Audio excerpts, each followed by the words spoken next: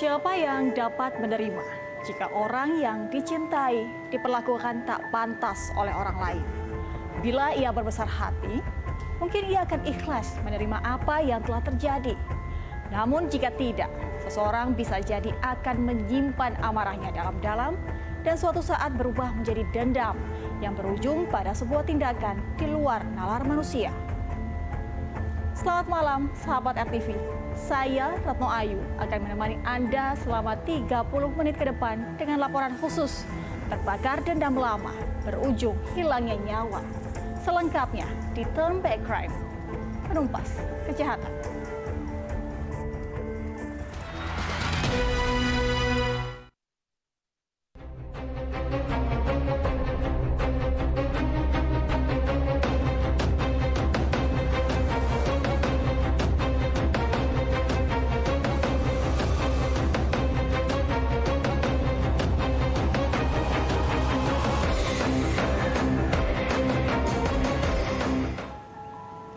Keheningan Jalan Naen Sabah, Kunciran, Tangerang, Banten selepas maghrib berubah menjadi gaduh saat warga mendengar suara letusan. Suara semakin mencekam saat warga setempat menemukan seorang pria tergeletak bersimbah darah di depan rumahnya dengan luka tembakan di bagian punggung.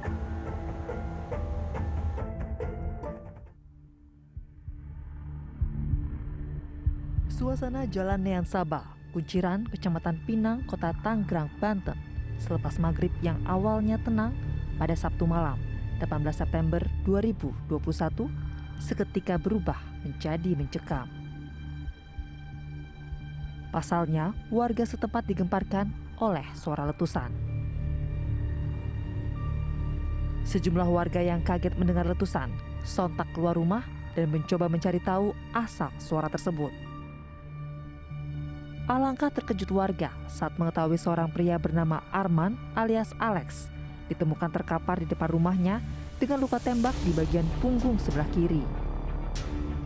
Tidak hanya itu, di bagian depan rumah Arman terdapat ceceran darah serta lubang bekas peluru menembus pintu rumah milik korban yang dikenal warga sekitar sebagai seorang ustaz di lingkungan tempat tinggalnya.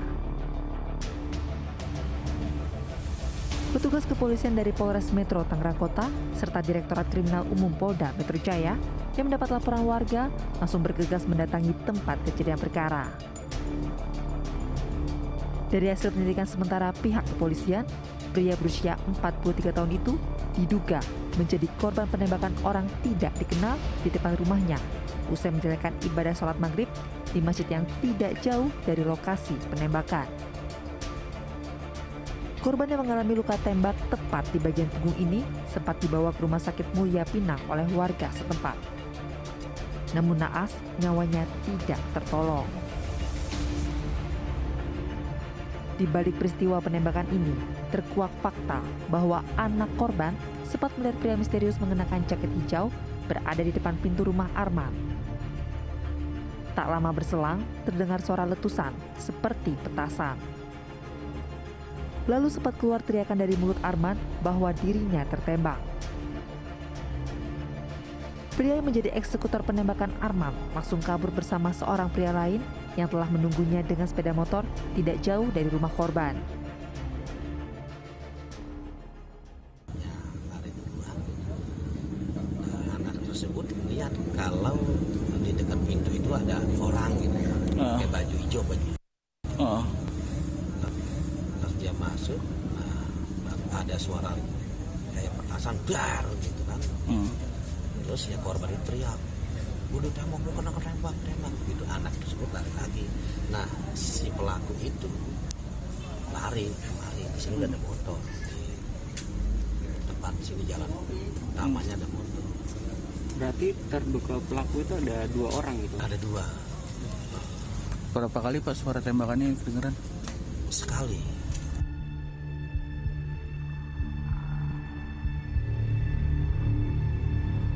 Peristiwa ini jelas memunculkan tanda tanya. Siapa orang yang nekat menghabisi nyawa Arman dengan tembakan senjata api? Lalu apa yang melatar belakangi kasus penembakan ini? Dari Tangerang, Banten, Andrianto, Turn Back Crime, RTV. Tewasnya Arman meninggalkan tanda tanya besar. Siapakah orang yang begitu tega menembak dan merenggut nyawa pria 43 tahun itu? Polisi pun berpacu dengan waktu demi mengungkap kasus pembunuhan tersebut hingga akhirnya menemukan sebuah titik terang.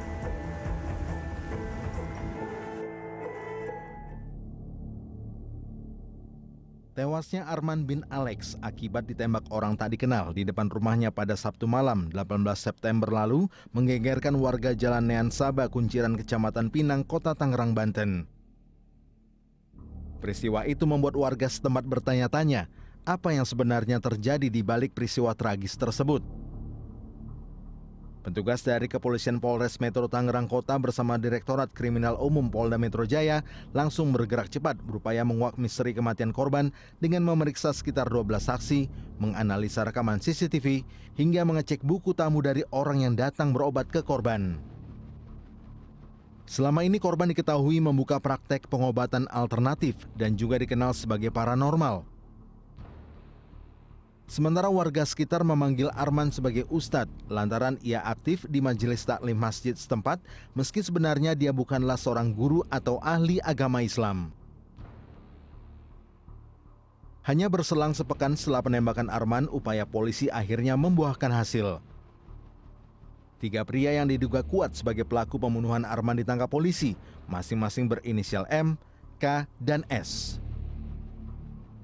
Ketiganya ditangkap di lokasi yang berbeda. M adalah otak pembunuhan di balik tewasnya Arman. Ia ditangkap pada hari Kamis 23 September di sebuah rumah makan di kawasan Serang, Banten. Sementara K sebagai eksekutor penembakan dan S sebagai orang yang membawa sepeda motor ditangkap 4 hari kemudian. Satu pelaku lainnya berinisial Y sebagai orang yang mengenalkan M kepada 2 eksekutor kini masih buron. Tersangka K mendapatkan senjata api untuk menembak mati Arman dari tersangka M yang diserahkan bersama uang bayaran sesuai perjanjian. Kasus penembakan Arman ini dilatar belakangi masalah sakit hati tersangka M terhadap korban. Dalam keterangannya di hadapan media, polisi juga memastikan bahwa Arman bukanlah seorang ustadz atau ahli agama seperti yang ramai diberitakan di media. Kita pastikan bahwa yang bersangkutan atau korban adalah paranormal. Dari mana tahunya? Dari para saksi yang sudah diperiksa, 1, yang pernah berobat di sana. Yang kedua, dari barang bukti yang ditemukan di rumah korban. Apa saja itu? Yang pertama, daftar buku tamu dengan berbagai macam keperluannya. Orang ini, si korban memang melayani itu. Orangnya ini kemudian ditangkap oleh Tangkot di daerah Banten di Serang. Kemudian kita padukan dan kemudian tim bergerak kurang lebih beberapa hari berada di wilayah Bogor sampai ke perbatasan Lebak sampai kepada Pandeglang. Kita terus beberapa hari melakukan upaya-upaya ini sehingga didapatkanlah 3 orang tersangka dari 4 tersangka.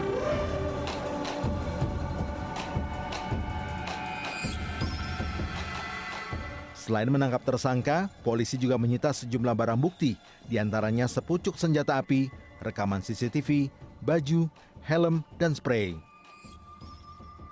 Setelah polisi melakukan penyelidikan, polisi mengungkap bahwa motif pembunuhan ini karena persoalan dendam lama tersangka M terhadap korban Arman alias Alex. Diketahui pada tahun 2010 yang lalu, istri tersangka M datang untuk melakukan pengobatan tradisional dan pemasangan susu kepada korban. Namun Arman justru melakukan perbuatan tak pantas dengan istri tersangka hingga akhirnya terjalin hubungan gelap di antara keduanya. Dendam dan sakit hati tersangka M timbul saat istrinya kemudian mengakui hubungan gelap antara dirinya dengan korban. Dendam M semakin memuncak saat mengetahui bahwa korban tak hanya berhubungan intim dengan sang istri, namun juga dengan kakak iparnya. Untuk melampiaskan dendam kesumatnya, tersangka M yang merupakan pengusaha angkutan umum menyewa tersangka K dan S sebagai pembunuh bayaran. Kedua eksekutor itu diperkenalkan oleh tersangka Y yang kini masih buron. M pun memberikan imbalan 60 juta rupiah untuk menghabisi nyawa Arman. Motifnya adalah dendam. Dendam pribadi terhadap si korban. Kita ketahui, saya sudah sampaikan kemarin bahwa korban ini memang bekerja sudah hampir sekitar 20 tahun sebagai paranormal. Ya, sering mengobati orang, juga paranormal. Nah, rasa dendam ini karena ada dugaan memang kejadian sekitar tahun 2010 yang lalu. Pada saat itu istri daripada tersangka M ini berobat kepada korban, ya, yang kerjanya sebagai paranormal, masang susuk pada saat itu. Tetapi yang terjadi adalah korban disetubuh.